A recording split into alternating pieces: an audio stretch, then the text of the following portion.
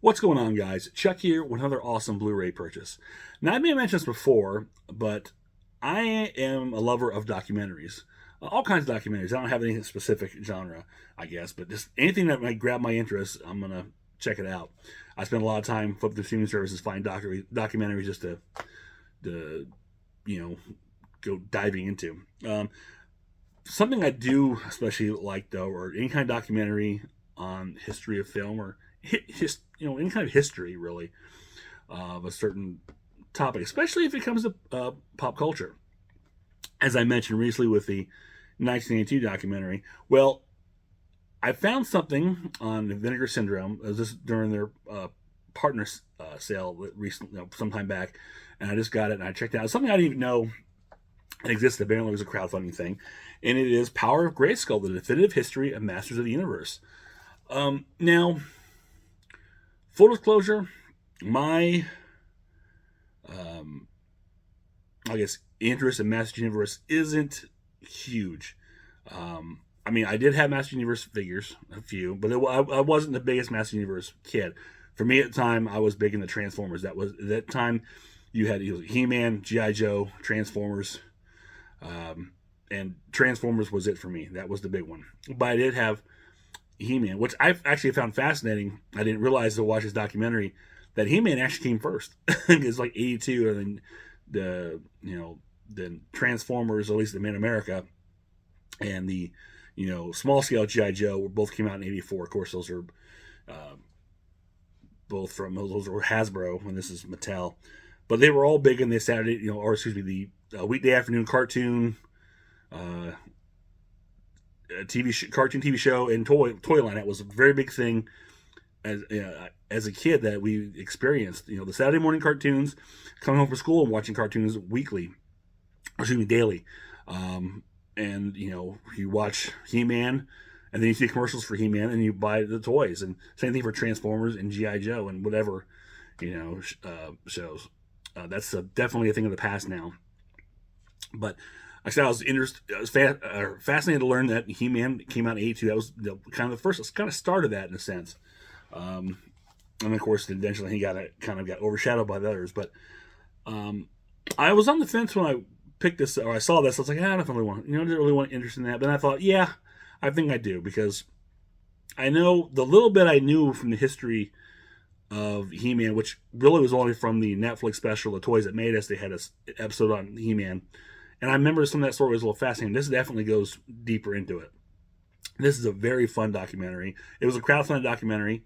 I think the people who did this also worked on a documentary for the Teenage Mutant Ninja Turtles.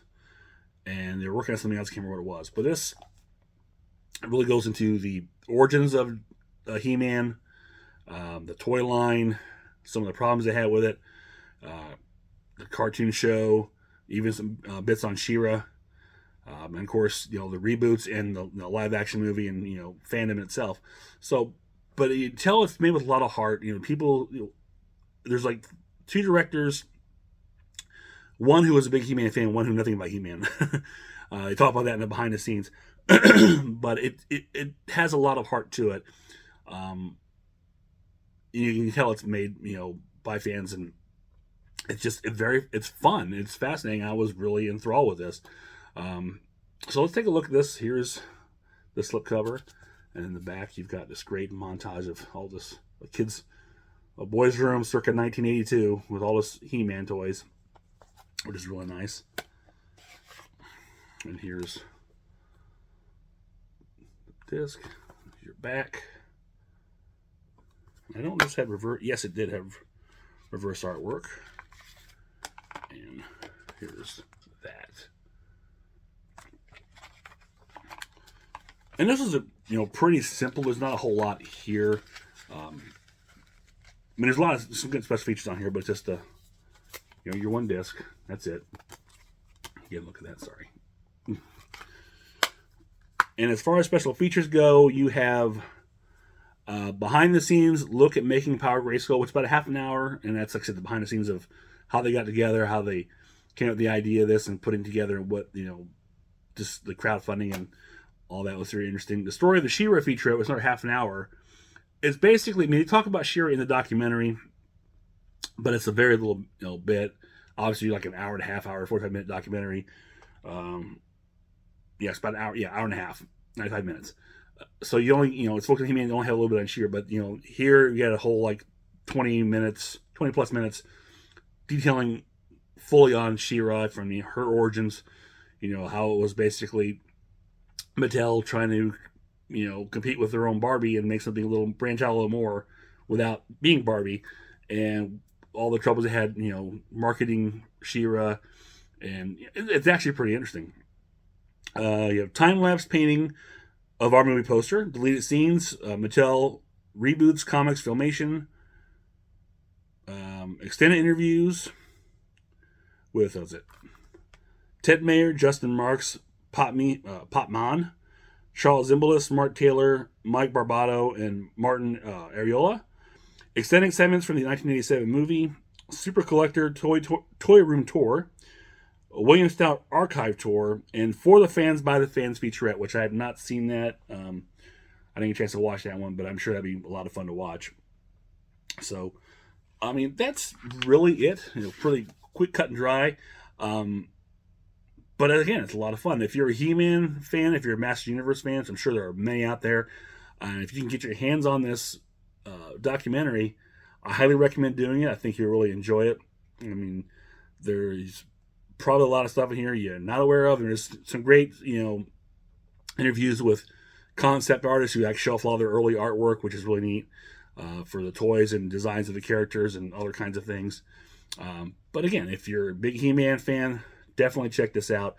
You won't be disappointed. And you'll have the power. There you go. So that's it for this one.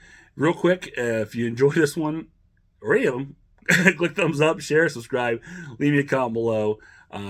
Let me know, was He-Man a big thing for you? I mean, myself, like I said, I had a few He-Man figures. I'll tell you, honestly, my He-Man collection amounted to, I had like the He-Man of Battle Armor, Skeletor in Battle Armor, Man-at-Arms, Man-E-Faces, and Prince Adam. I think that's all I had. I didn't even have a villain except for Skeletor, did I?